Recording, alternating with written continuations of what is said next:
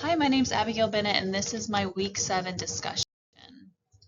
So I have a little agenda attached. I'm going to go over improvements in communication, personal growth, motivational interviewing, leadership and nutrition, and then more motivational interviewing and intuitive eating. So some improvements that I've seen in my communication style is that I'm more aware of my tone. I think this was something that I was kind of just oblivious to prior to this course, but now I understand the need to deliver things with the appropriate tone. And then practicing patience. So regardless of the fact that I teach high schoolers, I still have very little patience. But, the more I've read and learned in this course, the more I've understood the importance of having patience with all clients. Practicing empathy. So this is something I'm always trying to do. But I'm noticing that that's some skills that I'm getting better at, especially in regards to my SEL hours and stuff like that. And then I'm able to better actively listen. So this was something I would listen to people, of course, but I wasn't actively listening. And I would, I'd never used reflective statements. And now I try to kind of incorporate those reflective statements into, conversations with my students even, or, my family, my friends, things like that, so that they feel heard and seen. And then now I understand the importance of taking into account who my audience is and kind of tailoring, how I communicate based on that. So the lower literacy handouts that we've completed in this class have been really good practice for me, especially if I, choose not to go into, a traditional clinical dietitian role and maybe go into something like community. I could see using those handouts a lot more often. But it has allowed me to really understand how to translate information for a lay audience. This has been a great thing in this course, was understanding how to make the information digestible for everybody pretty much.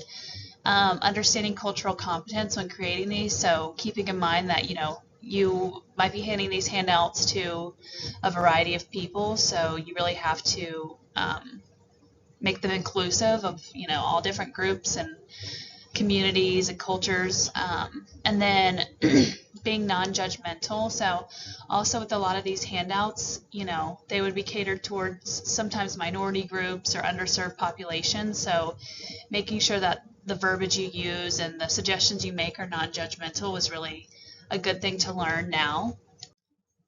So some personal growth that I've noticed is my ability to roll with resistance, especially in conversations. Like even last week when we practiced that in my conversation with another person in class. So I even had to re-record because, there was resistance at some points. Sorry, some people always come in my classroom during these. And then an ability to understand personal cues. So, just understanding when people are kind of interested in the conversation or when they're uncomfortable, things like that. It's nice to know these things now and not just be unaware of them. Also, I've noticed that the conversation that I have is more empathetic and understanding, and trying to always find empathy for everybody, even if you don't necessarily understand where they're coming from, because maybe you haven't been through it, maybe you just never even considered it, whatever it is, still having that empathy.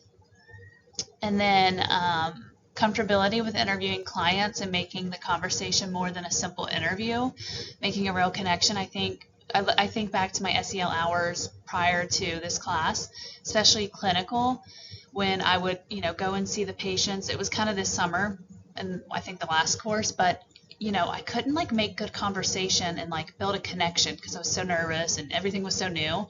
But I feel like these MI skills will allow me to make those connections while speaking with the clients and getting the information I need. So motivational interviewing, so how it's touched my clients. So it does help to make more meaningful conversations.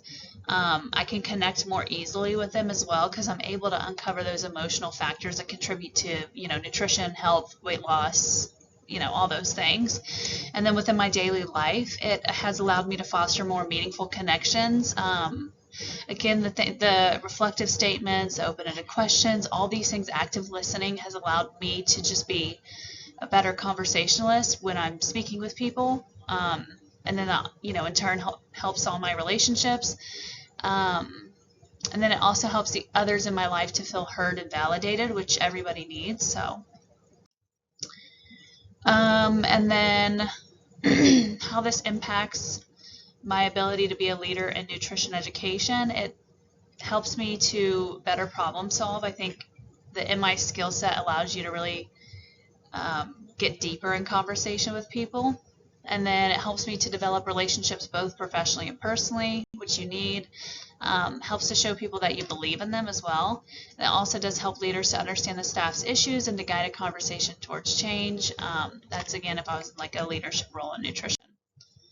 And then MI and intuitive eating to continue to work on would be asking more open-ended questions, use of reflective statements, continuing that, really implementing the health at every size framework. I really loved that. That was like my favorite thing in this entire course.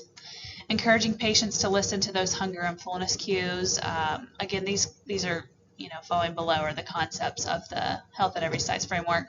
Rejecting the diet culture, eating the foods that are enjoyable, and then moderation. So those are things that I want to continue to learn about so that I can educate future clients on all these. But that is all. Thank